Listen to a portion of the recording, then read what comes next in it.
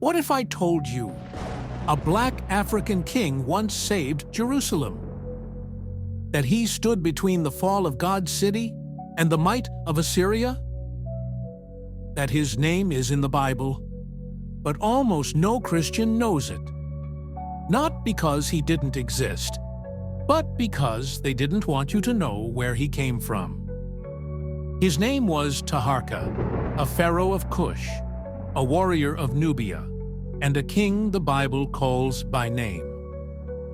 But today, he's barely mentioned in churches, left out of sermons, and erased from history books. Why?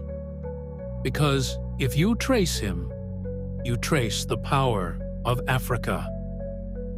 And the truth it holds is revolutionary. In the Bible, tucked between verses of war and prophecy, is a name: Taharqa, king of Ethiopia. Isaiah 37:9. 2 Kings 19:9. He appears suddenly during time of crisis. The Assyrian Empire, the most feared military force on earth, had surrounded Jerusalem. They had already conquered Babylon, Damascus, Samaria. Now, Judah was next. King Hezekiah of Judah was terrified. The prophet Isaiah told him to have faith. Then, something unexpected happened. A powerful African king from the south was marching to help. The Bible says, when Sennacherib heard that Taharqa, king of Ethiopia, was coming out to fight against him, the Assyrians panicked. History says they withdrew. Jerusalem was spared. But who was this black king whose arrival changed the course of biblical history? Taharqa was no myth.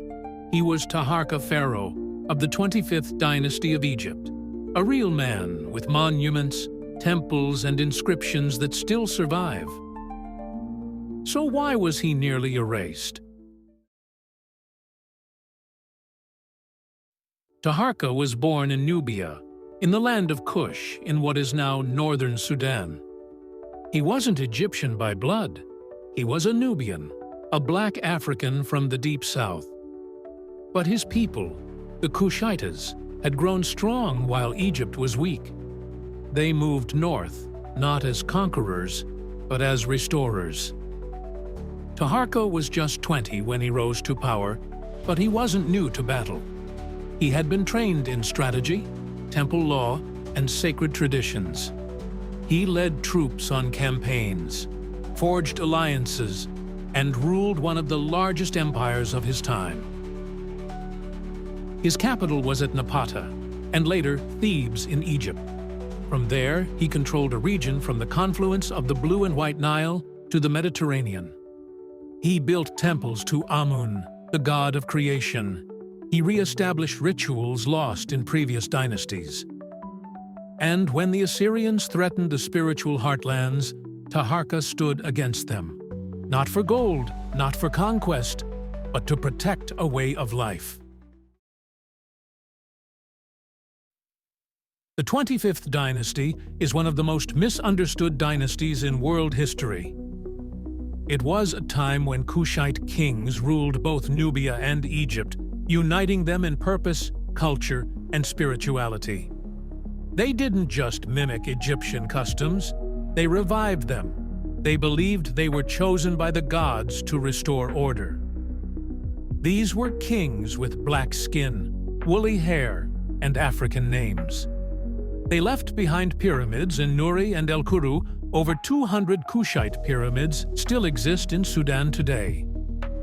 While Europe was in its Iron Age, the Kushites had writing, theology, astronomy, and metallurgy. Their cities were cleanly laid out, their temples aligned with solstices. Their scribes wrote in Meroitic, a script still undeciphered today. And their rulers, like Taharqa, were warrior priests considered sons of gods. But after the Assyrians finally pushed the Kushites out of Egypt, colonial historians downplayed their legacy. They called them foreign occupiers of Egypt, as if their blackness disqualified their rule. But ancient Egyptians never said this. In fact, they revered the 25th dynasty because it brought back Ma'at, the sacred balance between chaos and order. Taharqa was one of the most powerful men of his era. So why is he virtually unknown today? When 19th century European explorers reached Nubia, they saw massive temples and black statues of kings. It challenged everything they believed about Africa. So they distorted it. They labeled the Kushites as imitators. They claimed the pyramids in Sudan were inferior. They mistranslated or ignored inscriptions that linked Nubia with Israel. Even the Bible, in many translations, replaces Kush with Ethiopia, obscuring the link. But Kush was not Ethiopia. It was further north, and its rulers left overwhelming evidence of a thriving black civilization. Colonial scholars needed Egypt to be whitewashed, because if Africa ruled Egypt, the entire myth of Western superiority collapsed. So they edited, they simplified, and they erased. Taharqa's image survives today. You can find his statue at the British Museum, though they don't highlight who he truly was. He appears in reliefs at the Temple of Karnak. His name is found in hieroglyphs and in Assyrian annals. His tomb in Nuri is one of the largest in the region, with chambers carved deep beneath a pyramid of stone. In Sudanese oral traditions, his name is still whispered. His story is still passed down by elders. And in the Hebrew scrolls of the Bible, he's remembered not as a villain or an outsider, but as the man who stood against an empire. A Black Pharaoh who rose to defend Jerusalem. Taharqa's isn't just a name in an ancient book. He's a symbol of stolen history. He proves that Africa was not in the shadows of faith, but standing at its center. He challenges centuries of whitewashed biblical art. He reminds us that sacred power once flowed from the Nile. He was not a myth. He was not a footnote. He was a king who changed the course of the biblical world. And his story invites us to ask more questions. If Taharqa was real, and if he was erased, what other kings, prophets, warriors, and scientists from Africa have been buried under silence? What else have we lost? And what happens when we remember? They tried to erase him, but his name survived. And now that we speak it, his story rises again, because history isn't lost.